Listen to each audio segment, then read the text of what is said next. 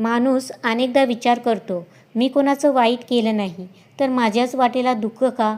तर दुसरीकडं काहीजण म्हणतात, कितीही चुकीचं वागलो तरी माझं काहीच बिघडत नाही.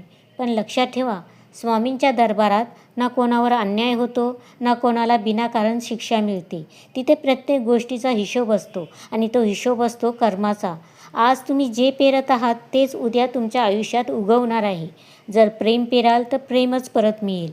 जर विश्वास पेराल तर विश्वासच मिळेल. पण जर द्वेष, फसवणूक आणि अहंकार पेराल तर त्याचं फळही तसंच उगवेल. कर्माचं फळ लगेच मिळालं नाही म्हणून ते मिळणारच नाही असा गैरसमज करू नका. निसर्ग कधीच घाई करत नाही, पण तो कधीच विसरतही नाही.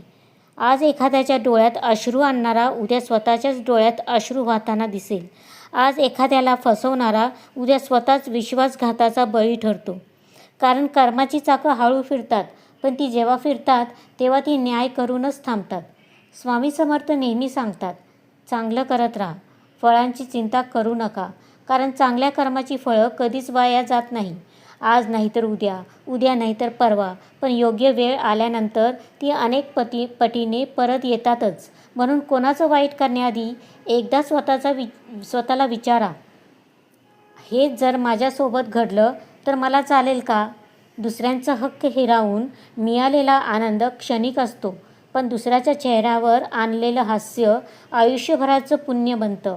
म्हणून आजपासून तुमची वाणी बदला, तुमचे विचार बदला, तुमचे कर्म बदला. कारण तुमचं भविष्य तुमच्या कर्माच्या फळांनीच लिहिलं जात आहे. कर्माची फळं कुरिअरनं येत नाहीत, ती वेळ आल्यावर व्याजासकट मिळतात. म्हणून आज चांगुलपणाचं बी पेरा. उद्या सुख, शांती आणि स्वामींचा आशीर्वाद नक्की उगवेल. श्री स्वामी समर्थ.